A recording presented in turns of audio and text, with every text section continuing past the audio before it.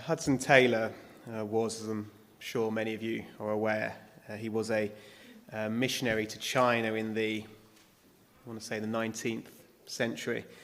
And one time when he was back preaching in Australia, I believe, he was sharing about the missionary need and the work in China. And by this point, he'd become quite famous. All the churches round about knew of Hudson Taylor. And as he was scheduled to speak at a large Presbyterian church in Melbourne, the moderator of the service introduced the missionary in glowing terms. And he told the large congregation of all that Taylor had accomplished in China. And then he presented him as our illustrious guest.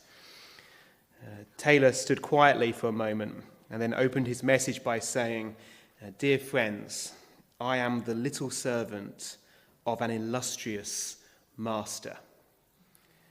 And in saying that, Hudson Taylor was very much showing the same spirit that was demonstrated by John the Baptist many hundreds, thousands of years before. And what I'd like us to do this evening is just look and see what we can learn from the testimony of John the Baptist, as it's described in verse 19 of John chapter 1, and see what lessons we can learn for ourselves living today in the 21st century.